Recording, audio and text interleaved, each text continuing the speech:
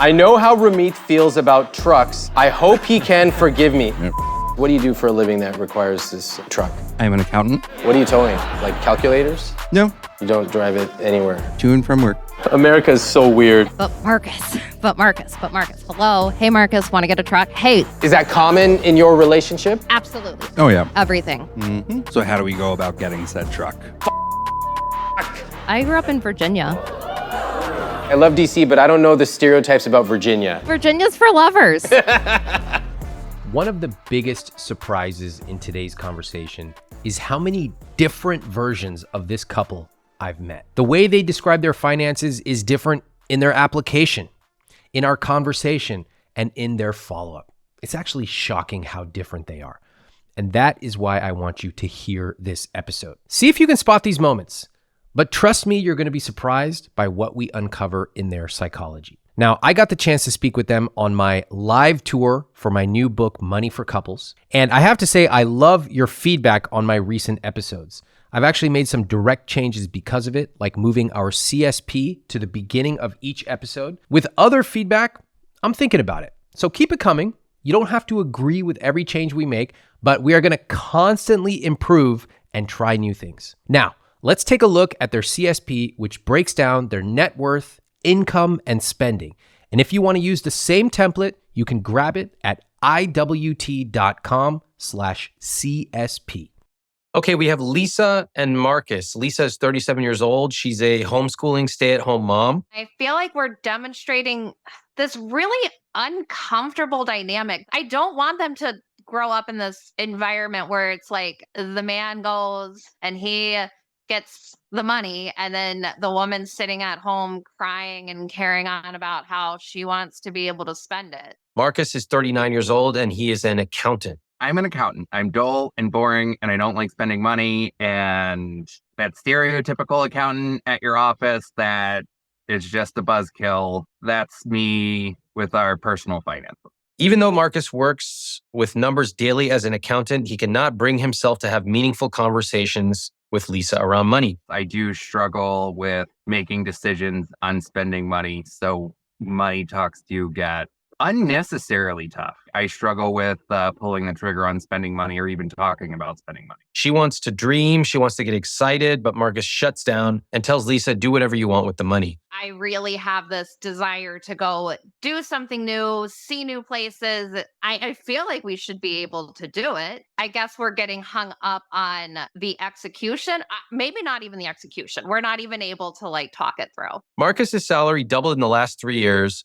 They started with $60,000 of credit card debt. They've paid off $20K. They have a rental property and some other stuff. Let's take a look. Assets are almost $600,000. Investments, $450,000. Savings, $3,600. And debt at $305,000. All right. Total net worth, $747,000. Gross monthly income of $18,850 per month. That's a very healthy income. Let's look at their fixed costs. 51%.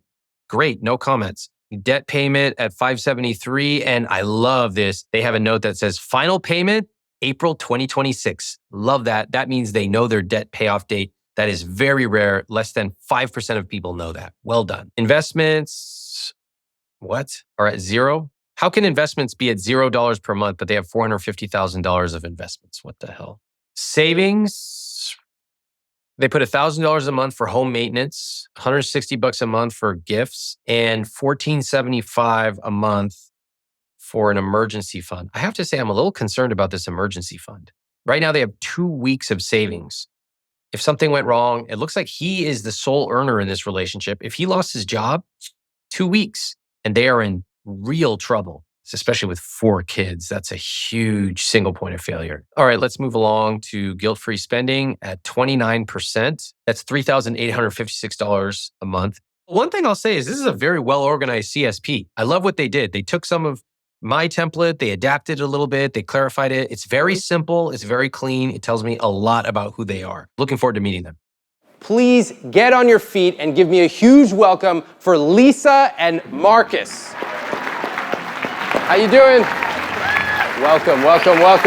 Hey, all right. How's it going? Good. It's good. This is surreal. Yeah? In a good way, yes. All right, well, welcome. You both look great. Thank you for being here. Thank you for having us. Who decided to apply and for you to come out here? You did, okay. Oh, yeah, that was me. Is that common in your relationship? Absolutely, everything. Okay. Yes. Okay, and Lisa, you wrote in your application, I have a couple goals that feel lofty, and my husband feels completely overwhelmed and checks out when I mention them. I'll go ahead and own that it's a truck and a camper. I know how Ramit feels about trucks. I hope he can forgive me. Is this a joke or is this serious? Well, it's not just a camper. We also have a boat and a lot of other things to tow. Wait, really? No, Oh, God. it's just a camper. So you have a camper for real? For real. And For you real. really want to get a truck? Yes, Okay. for real. All right, which truck is it? What model? Tell it for all of us. So I don't know because we don't have these conversations. Oh. So I have an idea of what I'd like to pick out, but I'm also... What happens when you talk about money? Or this truck? This truck, Yeah.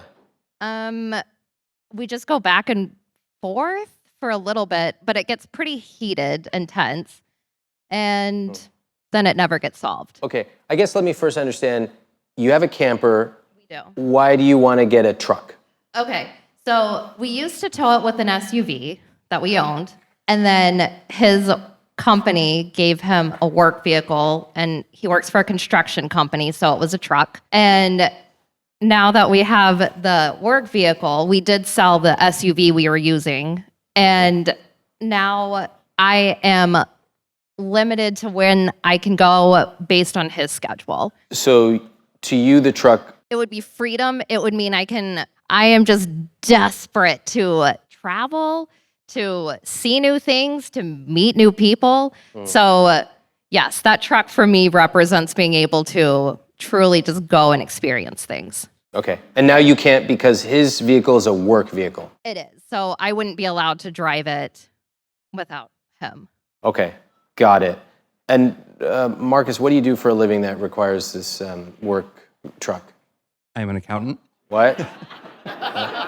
What are you towing? Like calculators? Is this guy. real? Oh, yeah. What is that in your hand? That is an abacus? Because you're an accountant? Of course. Okay, this is a great photo, by the way. Amazing. Wow. Okay, so this is your work vehicle. Yes. Why, seriously, why do you have a truck as an accountant? It was part of a salary negotiation. Who negotiated the truck, though? That was my boss. What? Yeah. I think his boss has some nostalgia for us because his boss also has 4 kids and used to camp with them. And we have some other similarities with his boss. So I think his boss kind of... So your boss was like, let me give you a $60,000 truck as part of your salary negotiation. Yep. And you More said than yes? 60,000. How much is that? Probably closer to 80, Holy- 100.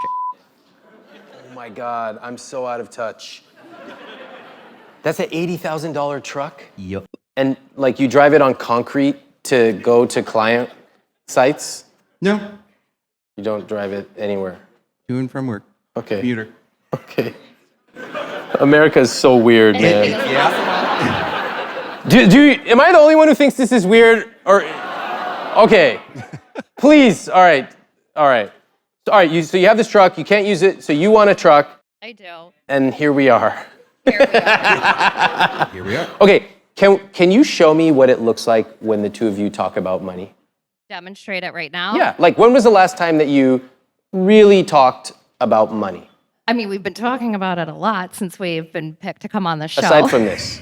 I'd say before, I think it was the truck conversation that was, Really sparked it. yeah. Okay, let's just let's go back in time, and I'd love to hear how that conversation went. Like Let's do- really how it went. Yeah, really. Ugh, Marcus, I'm so depressed. We're back home. I had so much fun while we were camping, and now I'm in this house with 4 kids. I feel trapped. It's monotonous. I need to go. I want to do something different. Okay. But how are we going to do this? Like, I need a truck to be able to take the camper. I could just go get a loan. Oh my God, no.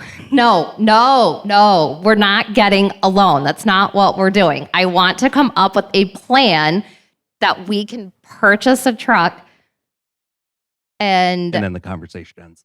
And then it just keeps going like this, where I'm like, but Marcus, but Marcus, but Marcus. Hello. Hey, Marcus, want to get a truck? Hey, what else could we do? Well, maybe we could, if you don't want to get the truck. Oh, this is where this went. I was like, okay, why don't we move? We could move.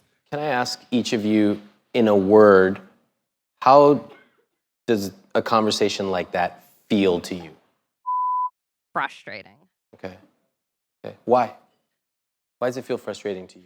I mean, I feel like I'm trying to talk about something fun and exciting.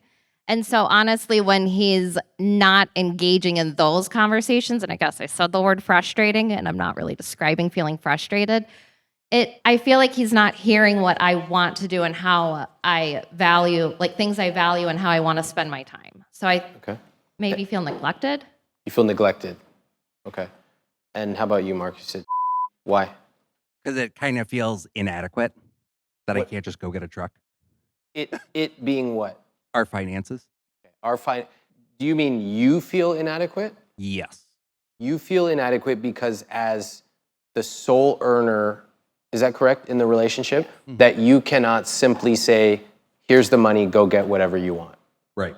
Yeah, I noticed that even in the role play that she kind of had a lot of things that she wanted to talk about, and your response was, okay. Is that pretty accurate? Yes. Okay. And then, so the more you avoid, what is her response to that? The more intense she gets. Yeah, she chases you. It's really common, like one of the most common dynamics. Okay, does it work? No. No, it doesn't work. It never works, but we all keep doing it. Why do you think the dynamic persists? Why does it persist? Oh, because I'm a classic avoider. Why are you an avoider? Mainly because money was never talked about growing up. Mm. It was one of those things, so it's weird to talk about it. Family never talked about it? No. Was your dad, the sole earner in your family? First half, yeah. Mm. Second half, my mom started working when I got older. Okay. And nobody talks about money to the kids? Nope. Interesting. When Lisa says, I want a truck, what do you hear? Go get a truck. Meaning, she says, I want a truck, and you hear, she's telling you to go get a truck. More or less, yeah. I'm jumping in here because Lisa and Marcus are downplaying the tension in their financial conversations. Now, I get it. It's scary to be on stage in front of tons of people, but I want you to watch this clip from their pre-interview with my producer where they talk about this very issue. Planning and executing is where I really start to get hung up and anxious and never finish the process. I get hung up on where do we even begin to go about doing this. I got very tense, and Marcus got frustrated and told me that he felt I was being ungrateful. And he said that he doesn't feel like I will ever be satisfied. We're not even able to talk it through. Anytime something like that comes up, yeah, I tend to struggle with the execution thereof, or I get anxious like, oh shoot, do I need to go pick up a second job or something to take care of this? Or how do we go about this? How they talk to each other behind closed doors is really revealing. Here's what stands out to me. There's a lot of unspoken expectations, maybe even resentment. Marcus feels inadequate. He believes Lisa is ungrateful for what he provides. Lisa feels neglected and alone. Think of the weight of these words. These are really heavy emotions, and none of them are positive. How you talk about money is often a direct reflection of communication in your relationship. If you are always speaking about it negatively, it's probably a good indicator that there are other parts of your relationship that aren't being communicated about positively either. Now, we'll dive deeper after a quick break to hear from our sponsors. When I got serious about I Will Teach You to Be Rich, the first position I hired was a personal assistant. I didn't know how to hire, but I knew that I needed help. And guess what? It was actually great. I learned what it was like to manage and hire an assistant, and my assistant got great job exposure before she went to law school. Now, hiring was a skill that I would end up needing more and more throughout my career. And hiring can be stressful, especially if you've never done it before. That's why when I need help, one of my favorite places to look is Upwork. this episode's sponsor. Here's a list of projects my team and I have hired freelancers for on Upwork over the past few months. Graphic designer for PDFs, a TikTok video editor, a content editor for email campaigns, and a web designer for a new sales page. It's easy to post a job on Upwork. It's no cost to join or register. You can browse freelancer profiles. You can get help drafting a job post and even book a consultation. From there, you connect with freelancers, browse their portfolio, and easily hire them to get started on projects right away. Upwork makes the entire process easier and more affordable. With Upwork, you can access top talent across tons of different industries, including IT, web dev, AI, design, admin, support, marketing, and more. So visit upwork.com right now and post your job for free. That's upwork.com to post your job for free and connect with top talent ready to help your business grow. That's upwork.com, upwork.com.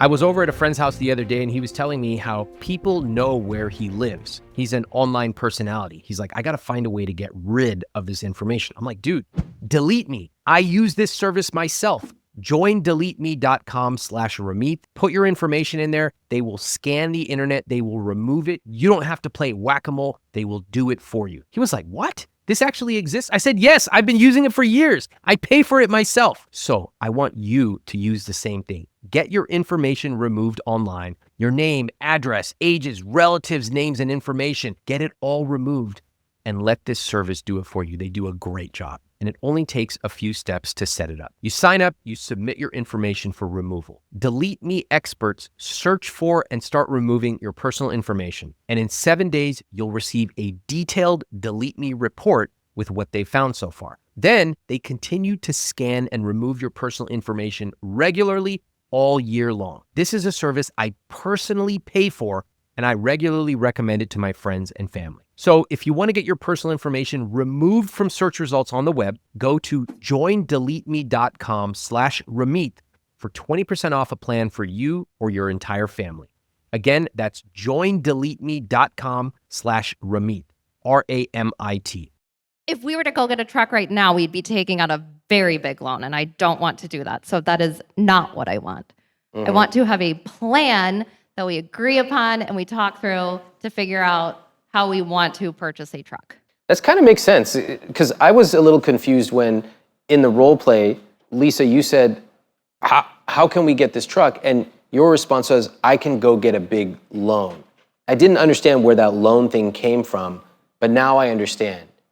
Your interpretation is she's telling you to go get a truck, and the only way you can effectively get a truck is with a big loan. Right. But then, Lisa, you say you don't want that. I don't know. So what do you want? I would, even how you ask, what kind of truck do you want? I don't know the answer to that. So I would love to be able to get on the same page about what kind of truck do we want, and then start to figure out, okay, what is the cost of that? What is the likelihood we're going to be able to find that used, pre-owned? When she says, I want a truck, you don't say what kind, or do you ask her why? Oh, I know why. She makes it very clear. Do you ask her? Do I ask her? Yeah. No. Mm-mm. Do you ask her any questions about money? Not really, no. What does that feel like, Lisa? I mean, that feels accurate. It's not a feeling. Yeah, tell me the feeling. I don't know. I guess I feel validated at least hearing that. Like if my wife didn't ask me how my work is going or how I feel about XYZ, I don't know. I'm not sure I would answer in the same way. Does it feel lonely? Yeah. So, yeah, I do. Like, I feel neglected. I feel lonely. I feel like he doesn't fully, I don't feel like he's interested in things that I value. Or like, even if not interested, just can't see the value in what I'm asking for, maybe. Yeah. You said it twice. You said the truck represents freedom. To me, it seems, and then you tell me the additional clues. You homeschool 4 kids. That's a lot. That's a lot to take on. And you said, sometimes I just want to go away. I want to see other parts, meet other people. I can only imagine being at home with 4 kids, homeschooling all the time. It helps me understand why sometimes you just want to go somewhere. Yes. And sometimes it's also really nice to just watch them beat a tree and like throw dirt around and not destroy my house. Yeah. Marcus, does any of this resonate with you? Oh, yeah. What do you hear when you hear your wife talking about a truck and freedom? I mean, yeah, 4 kids at home, it's a lot. Kind of to break up the monotony, to enjoy things in life is what I'm hearing. Yeah. And I feel like they've learned a lot when we've gone and traveled places and seen new things. Yeah. Hold that thought. I'm sure they have, but that's not where I want to go. I want to talk about you, Marcus. It's interesting, by the way, that you really jumped in to help him avoid this uncomfortable conversation. Yeah, that Have you happens a noticed lot. that? Like, when was the last time you guys talked about feelings about money? Never. Do people do that? Yeah, that's a good answer. That's honest. Because the truth is, most of us don't. We do feel stuff about money. We feel lonely. We feel behind. Sometimes we feel ashamed or even stupid. But we don't usually say that. We say, I want a truck, or I can take out a loan. And so we stay up here. We stay at the surface when the truth is down here. That's in how we feel, that's in how we were raised, that's in how we talk about money with each other. What is the current approach you both take to talking about money? Lisa, you bring it up, I know that. And then, Marcus? I mean, honestly, after filling out the CSP, it really opened my eyes because I kind of felt like handcuffed as far as money went. So Why? honestly, because I wasn't paying attention to it. Yeah. We should just acknowledge you're an accountant, but that does not necessarily mean you're an expert at managing personal finances. Exactly. They're totally separate. Common misconception, yeah. It's like someone saying, I want to become a bodybuilder. Let me ask a yoga instructor how to do it. But to the outside person, they're both in fitness, but they're actually quite distinct. So it makes sense to me. You're an accountant. You're not necessarily an expert at personal finances. That's fine. But Lisa, when you bring up money, Marcus, what happens? Oh, I just hunker down and wait for the storm to roll over, more or less. Wow. But what's the storm that you're referring to? Her storm. The storm that she wants something, she's going to be asking for something, and that means that finish the sentence for me. But have no idea what I'm doing, and I get overwhelmed and just kind of avoid it. How long have you all been married? 14 years. Wow. All right. Let's give it up. 14 years. Okay. Amazing. 4 kids. Yes. Okay. But you made it 14 years without really talking about feelings around money. Not feelings, no. And what about the actual day-to-day management of money? How does that work in your relationship? Day-to-day, month-to-month, that kind of thing. Wow, it's really quiet up here. Yeah, it is. Yeah, it is. What the? How do you do it? Like, how do bills get paid? He has the bills that are automated and he takes care of those. And I'm the one that's like more managing. The day-to-day. Yeah, Okay. What about like investments and I do that. you do that? Okay. And then like, hey, do we want to take a trip this year or something? Do the kids are going to need this activity? Where does that come up? That's all me. All right. Does it work? No, well, We've made it this far, but it's not fun. yeah, I think that's, Oh. yeah. Okay. And I can see areas, no, it's not working because I need to be able to talk with him and spitball ideas and have somebody that can be like, oh, that sounds great. Or like, oh, that's terrible. No. Why do you need that? I guess I shouldn't say I need that, but like, I would like his opinion. I don't. Hold on. Why did you just minimize what you said you need? You said, I need that. I said, why do you need that? You said, I guess I don't need that. Yeah, I don't know. It's okay to need a partner. A lot of time we tend to downplay our needs. We prioritize the needs of our partner or our boss or our kids. This is especially true for women. We've heard it many times on this podcast, but this is also a dangerous habit that seeps into so many parts of our lives. Not being able to communicate about what you want, not being able to prioritize your needs sometimes. It's dangerous. It's like living in a house with a cracked foundation. If you ignore that crack for long enough, the entire structure becomes unstable. And the same thing happens when we ignore our own needs. We undermine our well-being and we send a message to others and to ourselves, maybe my needs don't matter. Over time, that instability can really catch up with us. Tell him why. Why do you need a partner?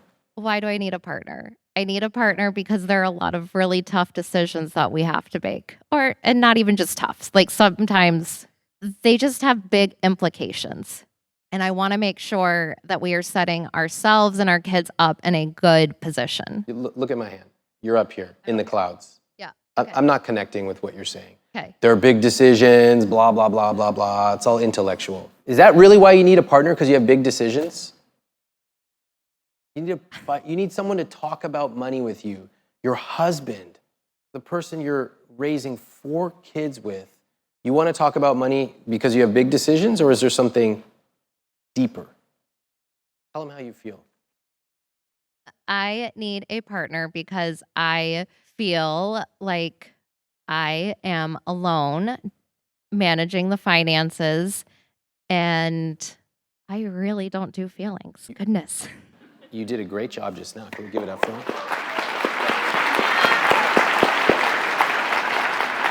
You said, I don't do feelings? This is quite an interesting introspection for me. Yes. Why is that? Sitting here and just being like, wait a minute, I can't really come up with feelings, and I actually have a social work background. Okay. So we have an accountant who doesn't do personal finance and a social Right, worker. we have an accountant that doesn't do numbers. We I have love a my social worker that job. can't do feelings. Yes. Okay, this is great. Actually, I think this is serious because truly, like a lot of things, I am like, okay, you need to do the feeling stuff. And yeah, like the practical numbers, I'm like, I'll take that. You tell him you need to do the feeling stuff. That might be a good sign that you don't tackle feelings a lot. I see a therapist. You do. And I'll say something like, hey, I need you, this is what I'm thinking, and I need you to say this now gently to our kids. And I'll be like, tell them that was the stupidest thing I've ever heard of. Now, make that sound better. It's true. And you said that you have a therapist, and that's great. And do you take this like dynamic and talk about it with your therapist? Oh, yeah. Okay, good. Lisa, were you raised in a family that did not talk about feelings a lot? I don't know how you figured that out. Where'd you grow up? Midwest? No, I grew up in Virginia. Listen, I gotta say, I love DC, but I don't know the stereotypes about Virginia. Does Virginia have no emotions? No. Can someone tell me? Yeah, Virginia's for lovers. Okay, yeah, I've seen the signs. They're just I saw them in the airport. I was like, good logo. All right. Virginia's for lovers. However, we don't talk about feelings in our family. No. All right. Oh, absolutely. No. So you don't talk about feelings just as your family did not. Sounds about right. Pretty classic. We pass on what we learn from our families. And then Marcus, let's talk a little bit about your background. You mentioned that your family didn't talk about money, right? And you said in your own words, quote, I'm an accountant. I'm dull and boring and hate spending money. How does it feel to hear me say those words back to you? Hard. That's definitely been shifting, especially since doing that CSP. I'll be honest. When did you do that CSP? It's only been a few weeks, but Yeah. I'm glad things have changed, but I'm more interested in what happened before, because that's obviously a pattern that has persisted for a long time. So again, you said, I'm an accountant, I'm dull and boring and hate spending money. Here's my question again. How does it feel to hear me say those words back to you? pretty embarrassing. Why? Because money shouldn't be something you're ashamed of. You know, it's interesting. I noticed when I asked you, how does it feel? Your first reaction was, well, actually, I've been getting a lot better. And you struggle to connect with your feelings a lot, right? Oh, yeah. Okay, so me too. Like, it's actually something, when I look back, the way I was raised, we were not taught about feelings, especially guys, especially Indian guys, were not taught about feelings. So if you had asked me a question when I was growing up, and you would have said, how do you feel about X? My response would have been, I think blank, blank, blank. I was answering here. I didn't even know what was going on here. It's not just men, it's all of us, but I think in particular men, we're not taught, and we We certainly don't talk about it with each other, like, bro, how's your feelings today? We don't. And so we get to be 30 and 40, and I ask, how does it feel? And your answer is, it actually got a lot better after I filled out a spreadsheet. So, I hear you loud and clear. I get it. It's something I work on myself. And I want to know about you calling yourself dull and boring. You believe that? I feel pretty simple. Mm-hmm. So, yeah. How about the words you wrote, dull and boring? Yeah. You feel that? Are you dull and boring? For the most part, I would say. Okay. I think out of what? We've been up here 20 minutes. How many words have I said? Yeah. And why is that? Do you feel uncomfortable talking about money? Yes. Yeah. Hence why we're here. Yeah. I think it goes deeper than money, though. You're right. I mean, I don't know a lot of people who describe themselves as dull and boring, to tell you the truth. Your description of yourself reminds me when I used to call myself a skinny Indian guy. And I said it over and over. It was kind of a punchline. Oh, I'm a skinny Indian guy. Ha, ha, ha, ha.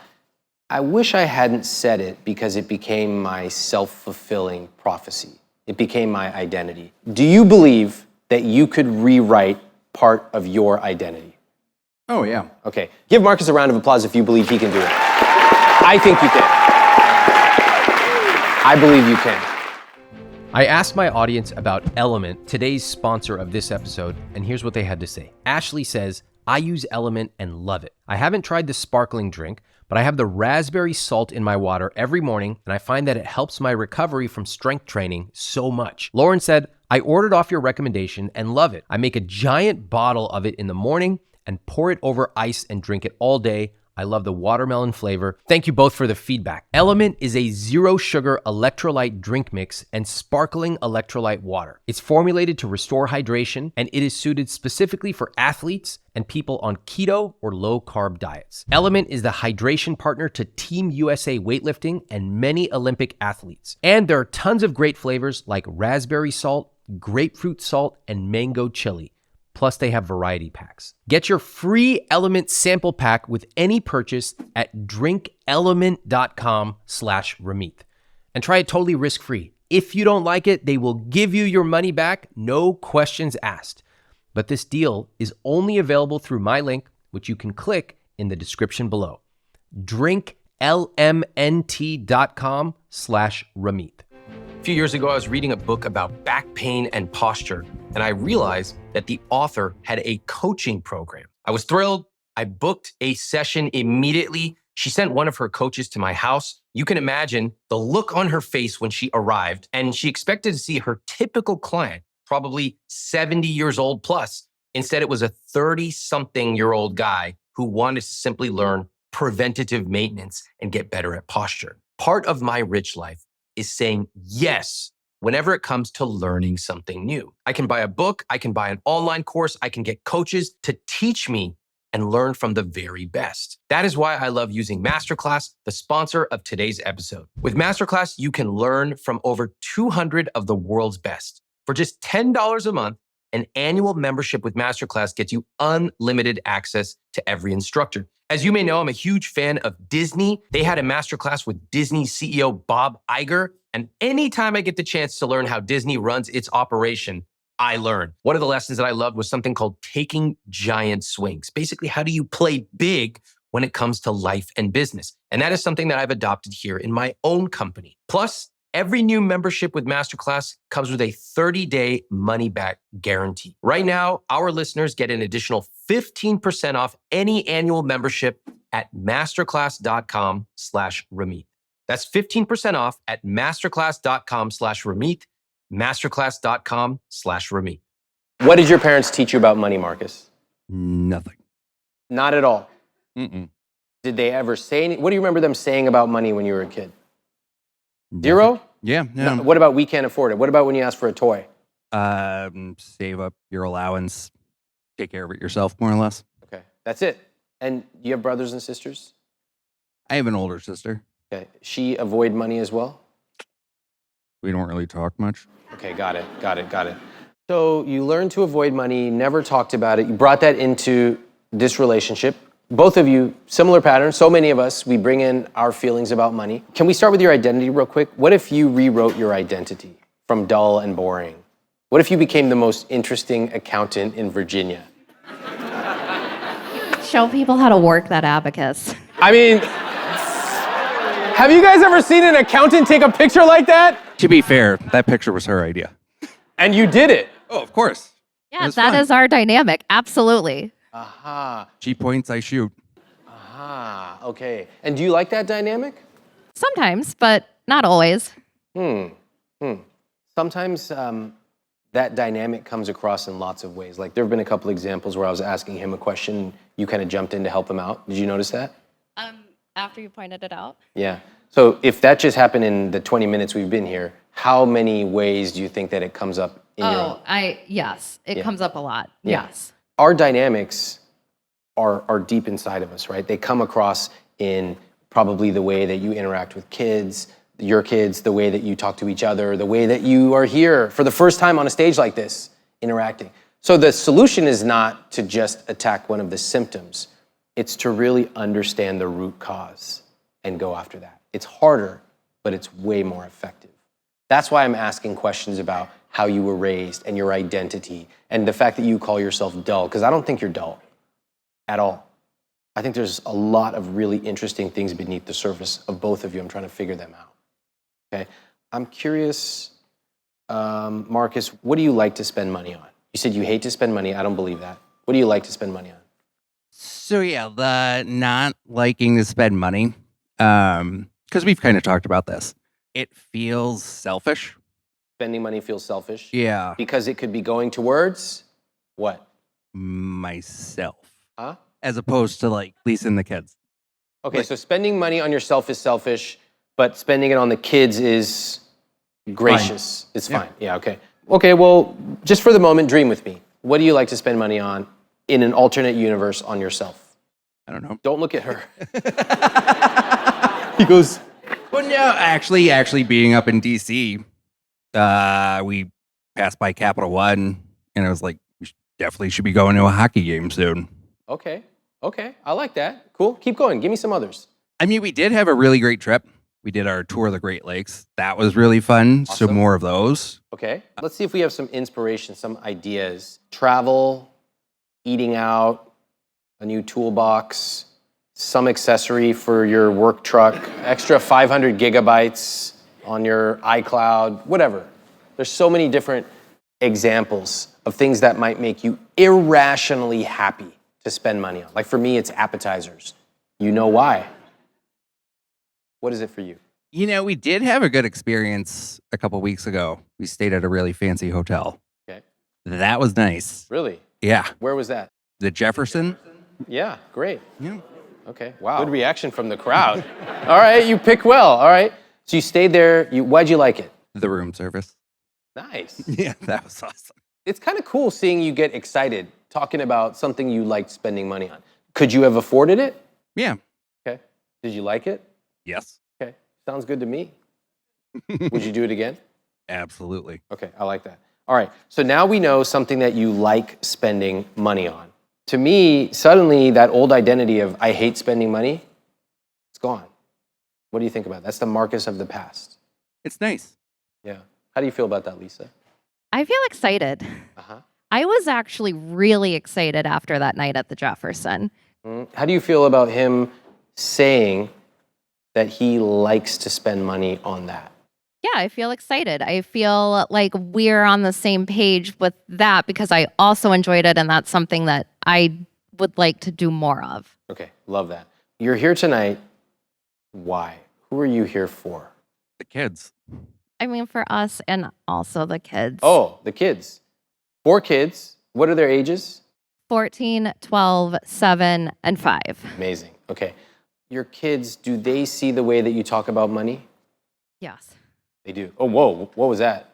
What was that sigh you have? Because I know that I'm doing a terrible job. Why do you say that? They think we're broke as a joke. Sometimes I find it helpful to look back at their application, which often tells me the raw truth. Listen to what Lisa wrote in her application. Quote, I had the heartbreaking realization that the way my partner and I talk about money has led to my kids likely feeling anxious or avoidant about money. That shows how these conversations are affecting their entire family. And Marcus also has some really strong feelings about passing down this trait to their kids.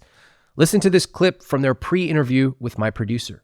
She shared with me what she put in the application. So it did get me thinking about the kids and also the messages I received from my parents, which weren't any. I mean, later in life, my dad said that my mom's family is just all about spending and who cares if you go into debt. And he was like, I saved, but like I grew up in a very masculine centered Italian household.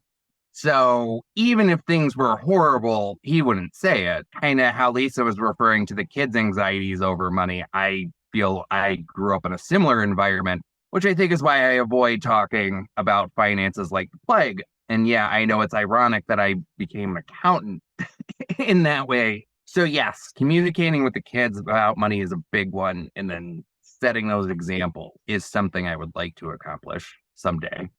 Wow. This is a powerful reminder that the way we talk about money does not just affect you personally.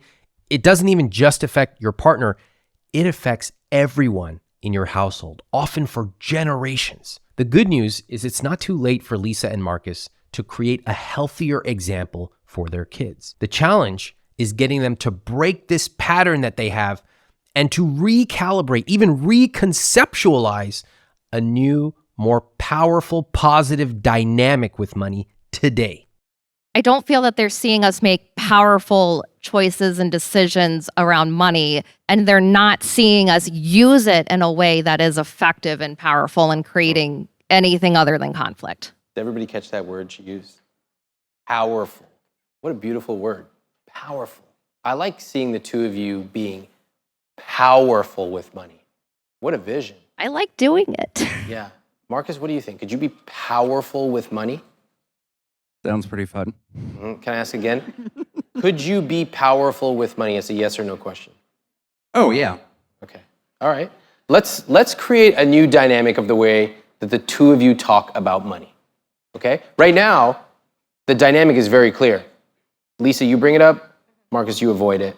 And you continue this dynamic. And the more you do it, the more it's like the two of you are pulling on a piece of rope, and the knot is just getting tighter and tighter in the middle. No one's going anywhere. So we're going to create a new dynamic right here, right in front of all of us. Fantastic. New ground rules for the way that you talk about money. I have a couple, and then I want to hear you guys try to do it. Number one, it's got to be fun. Talking about money has to be fun. That's number one. It's got to be easy. And you got to show your partner some grace. Because each of you is coming to these conversations with different history, different family history. You think you could do those rules? Yes. Yeah. Okay, 2 bonus rules. One is talk about what you want to do, not what you don't want to do. And finally, at the end, you give each other a hug, you give each other a kiss, you say, I love you. That's it. Okay. How would you talk about the truck conversation in this new way of interacting with each other? Hey. So we're going to have a really fun conversation here. Let's give it up. Let's give it up. Give her some encouragement. I like it. We had a lot of fun going on the camping trip this summer that you referenced. I want to do that again. That was a lot of fun, and I would love to keep doing that stuff with our kids. So how do we go about getting said truck? What? Where's this truck? We're not even talking about a truck yet. Oh. Hold on. Okay, that was awesome. What I love about that, we're going to keep doing this. What I love about that is you started off with a North Star. We had so much fun when we took that trip. That was awesome. And you're both feeling that excitement. I love it. Just a quick little suggestion. I noticed at the end of each of you has monologues. So you had this very nice thing and then it just ended. You got to toss him the ball. So you might say, what do you think? Or what was your favorite part of that trip? Toss it to him, play with it, answer the question, and toss it back. Go ahead. What was your favorite part of that trip? The Christmas Story Museum. Oh, what'd you like about the Christmas Story Museum? It was really cool to see a bunch of people who were just really into this random movie. But you could just tell they loved it. Like everyone that worked there and all the details they put in that house, it was fun. Yeah, I agree. That was really fun. What's happening right now? Who's tossing the ball? You notice this is good, but Lisa, you keep you feel like you have to carry this, but you don't. If you want a dynamic where you have an equal partner in this, then you have to be willing to not pick up the slack every time. And Marcus, you have to be willing to speak up and drive this conversation. Because right now, you're doing this. You're leaning back and just waiting. Because deep in your mind, this isn't a fun conversation. This isn't a conversation where you're gonna end up at that beautiful hotel. This is a conversation where you're trying to get out of it as quickly as possible. It's like me on a roller coaster, like. And what I'm trying to do is to actually physically change the way that you feel. Maybe lean forward, maybe listen closer, maybe engage in a different way. It actually changes your feelings by your physicality. So I'll cue it up. What did you love about that movie? The movie or the museum? The museum. The museum. It was just really cool, the details. And just seeing a lot of people really into it. I just thought that was pretty cool. The movie itself, and I mean, you know how I like the details when we go to Disney. Like I'm always pointing at the random details. So it was really enjoyable. Okay, move it along. Toss the ball. Where are we going with this? You guys are having a real Where do we want to go next? No. No? You take it there. Oh, I take it there. Yeah. No. So what are you guys talking about here? Let's zoom out for a second. What are we doing right now? What's the point of this conversation? We're talking about the truck. We're talking about freedom. We're talking about money for the first time. Lisa, you started off by saying, I really enjoyed that trip we took. What did you enjoy about it? You shared your feelings, which was great. Can we start to go towards this conversation about the truck? So clearly to be able to do this more, we got to get a truck that you can drive. So how do we want to go about getting said truck or go? Go ahead. I'm listening. Do I actually then you want me to share my ideas? Oh No, gosh, I don't wanna that's get where in the my truck. problem is. Yeah. That's exactly where my problem is because that's now I'm going to just hit him with a bunch of facts and numbers about trucks and it's dull and it's boring and overwhelming. Can I make a suggestion? Yes. Can I kind of model out how I might have a conversation like this? Okay. So I might say, well, first of all, if I'm really going to paint the picture, I think the person to start this conversation should be Marcus. Because I think, Lisa, you've been carrying these conversations for probably the last 14 plus years. And I don't think that's fair. And I think that it feels really lonely to be the one who always brings up a topic only to be sidelined or ignored by a partner. It can't feel good. And the fact is, the two of you are raising 4 kids, and you're here for a really important reason, not just for yourself, but for your kids. Because if you can't have a healthy conversation about money, then how are your kids going to do it? History will repeat itself. Just as it already I has. don't want that to happen. I want our kids to see us coming up with ideas and solutions and plans. My team had a chance to speak to your oldest son.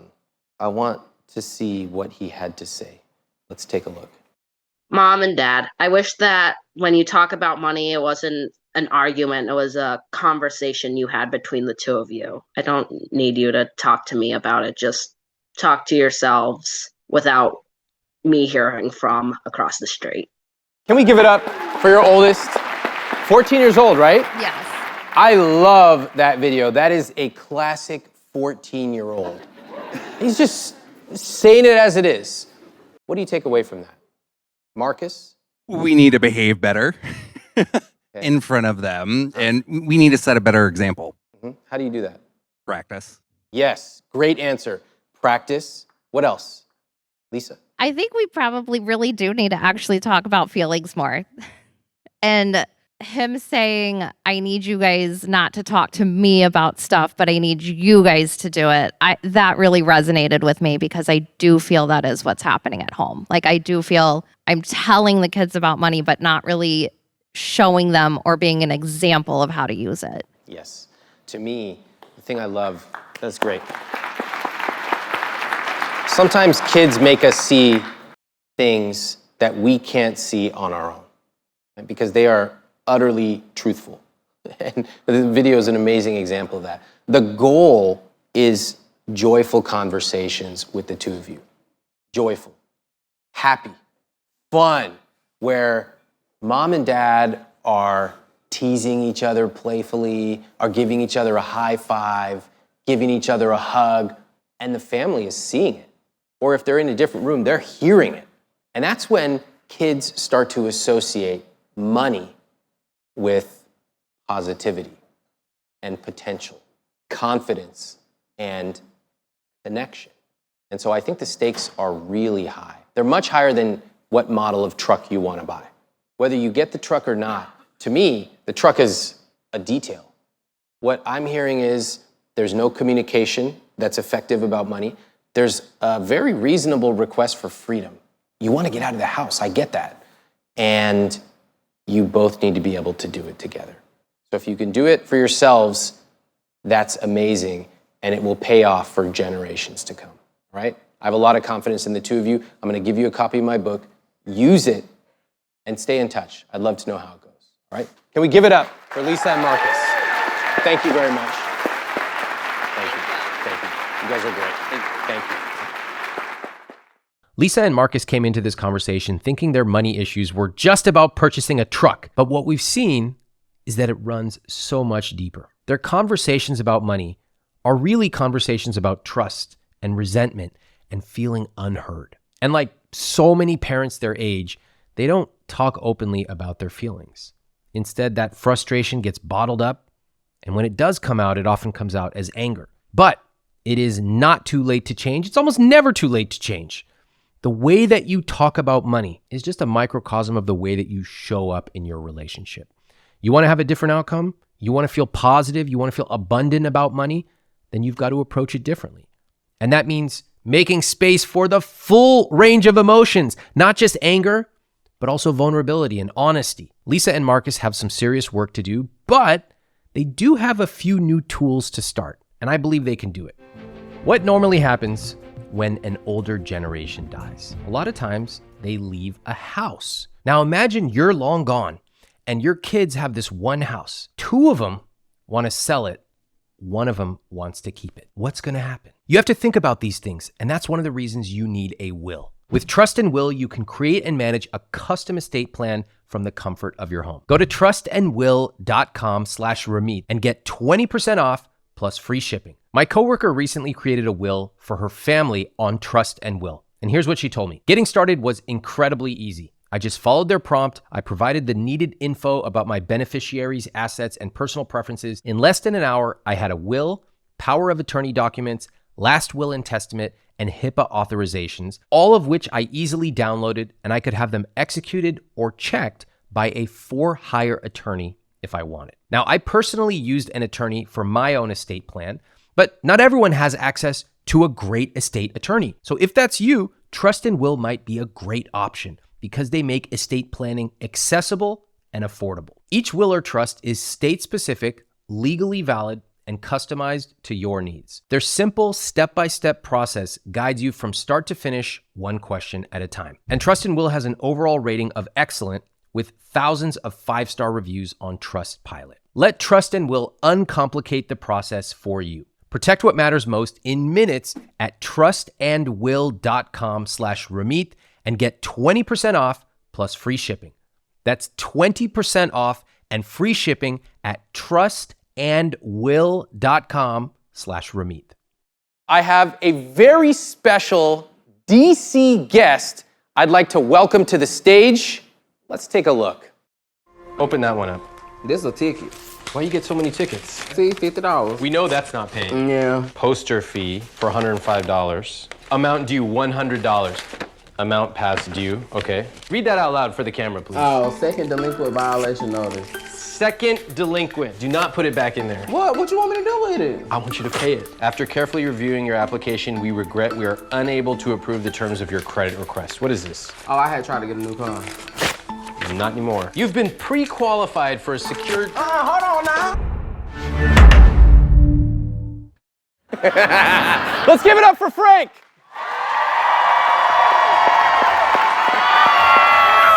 Great to see you. Great to see You're the best. Come on up. All right. Welcome, welcome. First of all, I got to tell you, that was one of my favorite scenes from the entire show. God, it's so funny, right? We had a blast. I open my mail now. You do? Tell everybody, what is it like to open mail? It is still stressful, but I was very proud to tell you today that I only got 2 tickets last year. And do you know what happened to me today? Tell me. I went to the mailbox because I said, I'm going to make sure I have all my mail open before I come sit on this stage. Why do I have a ticket from a county that I've only been to like twice? And I said, wow, this is for me already in 2025 dropping a ticket. That's right. That's right. In my mailbox. Are you going to pay that ticket? Yes. I was going to pay it before I came here today. All right. I didn't even want you to ask me if I had paid it. Okay, so I heard that you do not want to talk about debt today. No.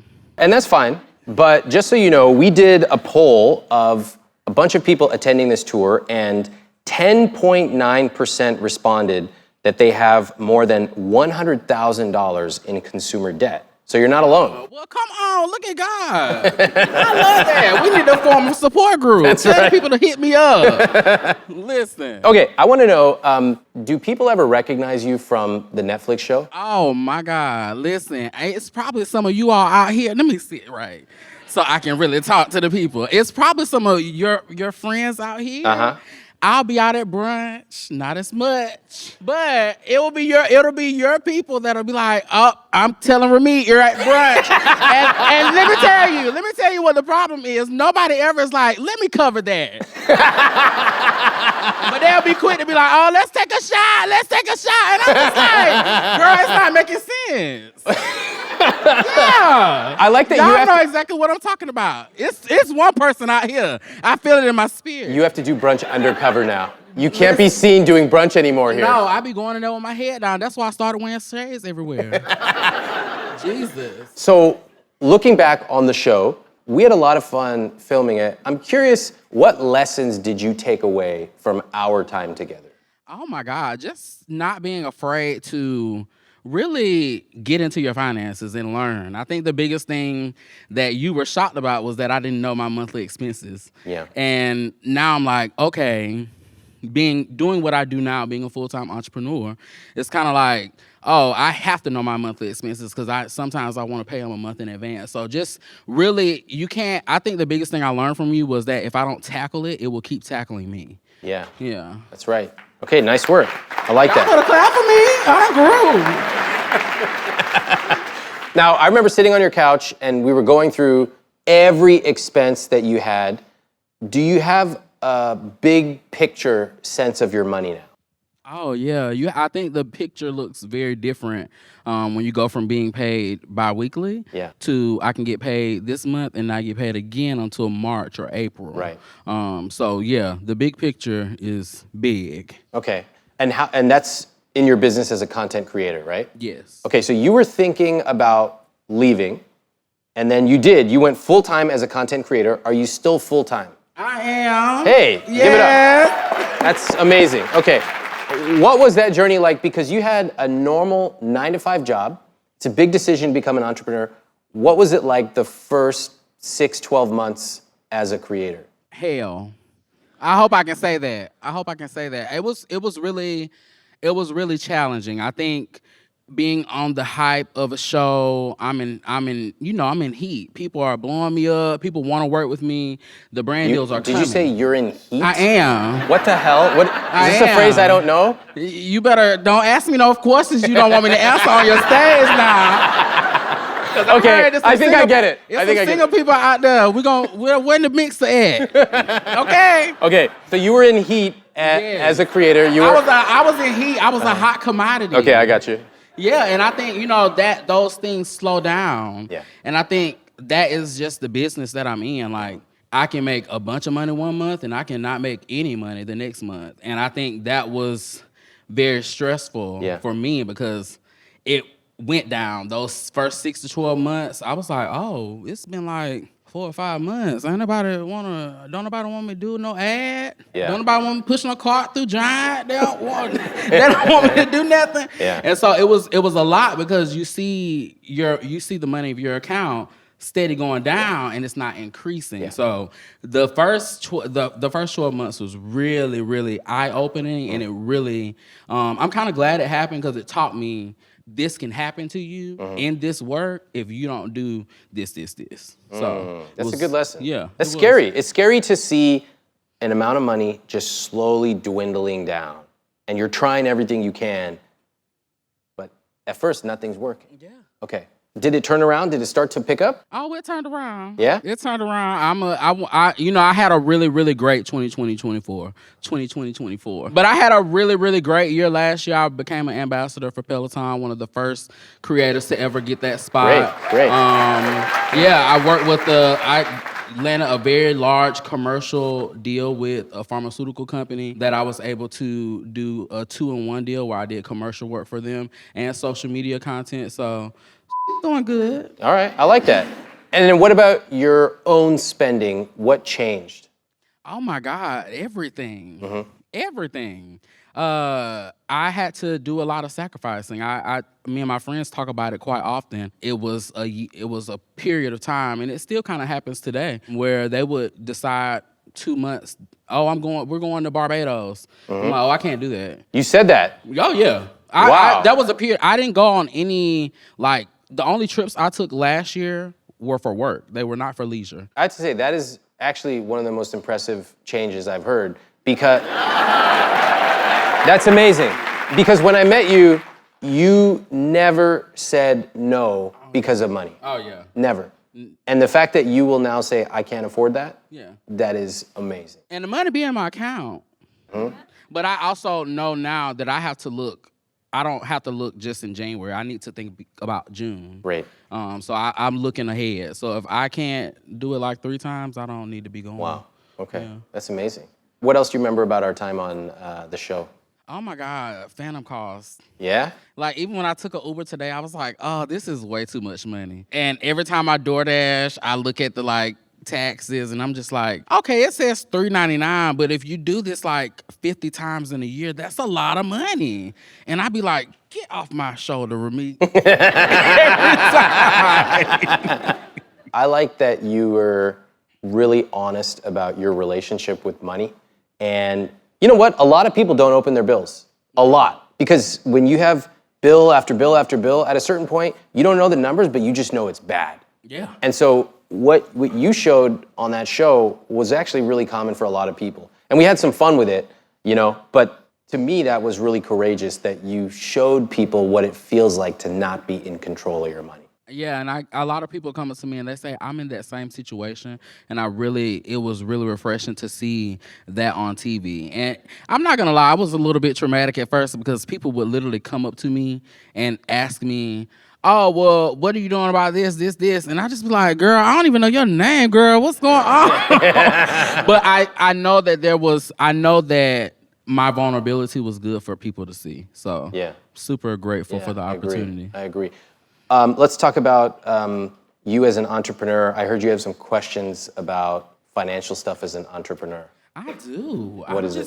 I'm 31 right now, and I feel like business is going great, but I'm also thinking about what do I need to make sure I do so that, if I turn 50 and it's getting a little slow, and What do you mean, if you turn 50? I might not make it. I might not. Listen. All right, go on. When might you not turn get there. 50. When I turn 50, what do I need to do? Because I don't want to be a content creator. I would love to be a, entrepreneur and do other things, start businesses and things like that. But what do I need to do to sit money to the side and start, diversifying my portfolio? Did you start investing? No, that's what I wanted to ask you about today. You didn't read my book, right? Ramit, that was so long ago. I had a feeling. I knew you wouldn't have read it. Thank you. Read that little autograph I need in to there. read it again. Read it out loud. Did you autograph it? Yeah, read it out loud. Read that autograph. Oh, this one say host of Netflix How to Get Rich. Yeah. Did you put my picture in here? Yeah, it's in there. I was about to say. It's right on the front page. Open up that autograph. Read it to everybody. What does it say? Frank, I knew you didn't read this the first time. Great to see you.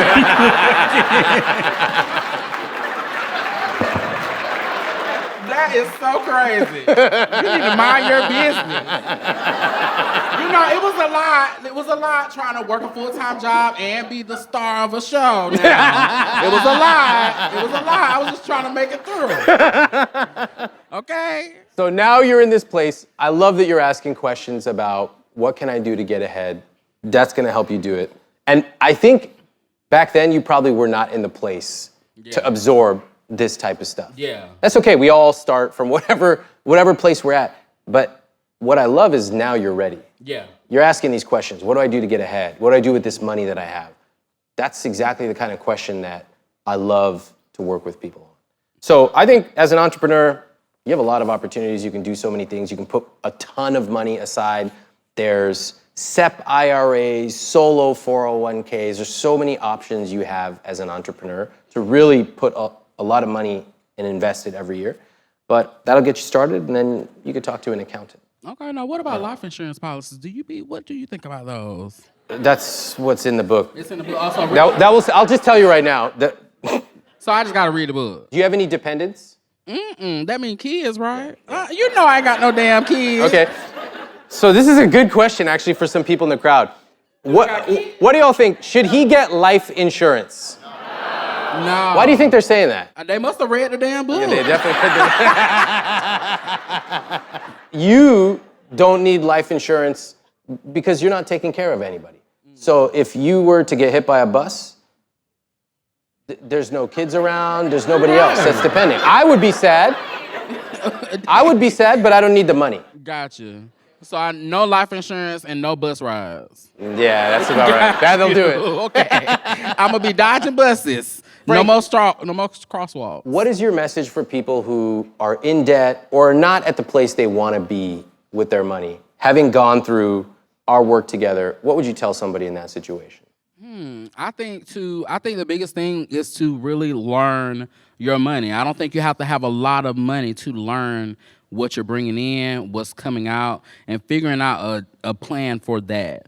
And, you can get more money, but you can't, if you're not managing what you have, I think that's going to be the really hurtful factor. If you don't know, I don't think before I met you, I wasn't even checking my bank account regularly. Now I'm checking it every day.